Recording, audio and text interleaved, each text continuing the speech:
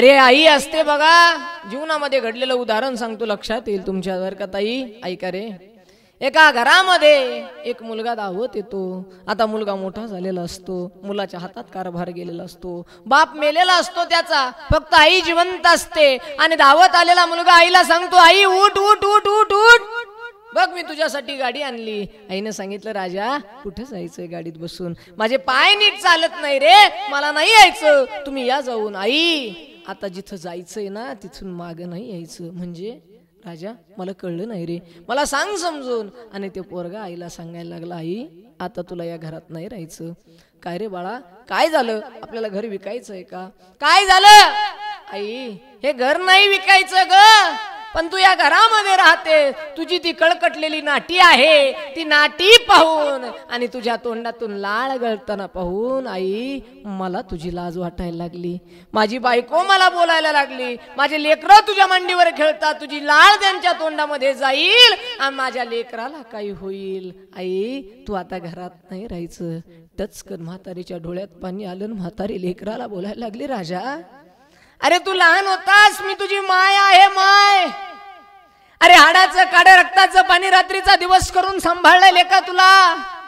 अरे तुला आठवत नसल, तुझा बाप गेला आणि तुझा बाप गेल्याच्या नंतर 12वी मध्ये होतास आणि 12वी मध्ये शिकत असताना तुझ्यासाठी मी लोकांच्या घरी धुणं धुतलं.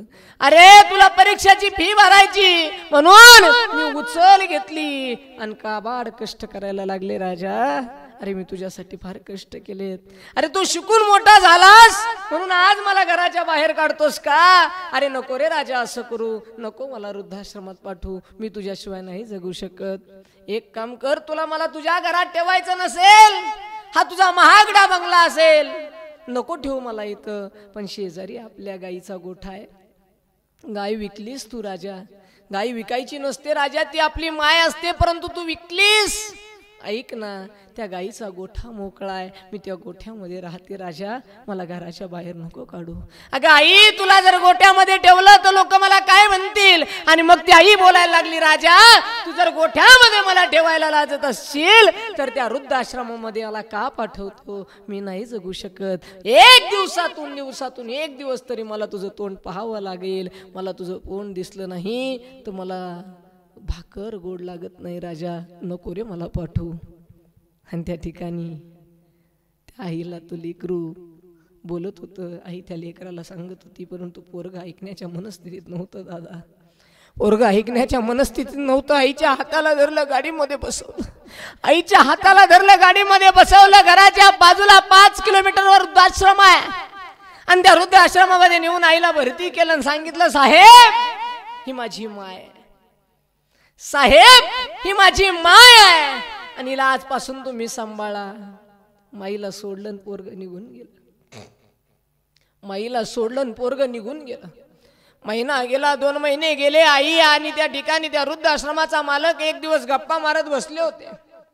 अतिशय आनंदानं त्या ठिकाणी त्या वृद्धाश्रमाचा मालक या असणाऱ्या पोराच्या आईसोबत बोलत होता आणि तेवढ्यात हा पोरगा त्या वृद्धाश्रमाच्या बाजूने चालला होता. त्याला दिसलं, अरे माझी माय त्या वृद्धाश्रमाच्या मालकाला काय बोलतीये, हिच्या नावावर राहिलेली 2 एकर जमीन आहे, हा मालक गोड बोलून घेत नसेल ना, असं म्हणून गाडी लावली. पळत पळत पळत तो पोरगा त्या वृद्धाश्रमाच्या मालक आणि आई जिथं बसली होती तिथं गेला आणि बोलायला लागला, का हो माझ्या आईला तुम्ही काय बोलत होता.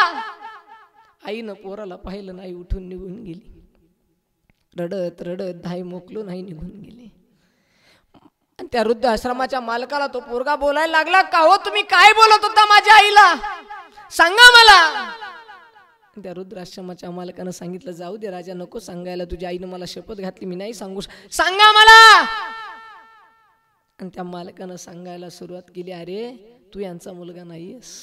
आश्चर्याचा धक्का बसला, डोळे फाडून तो बघायला लागला.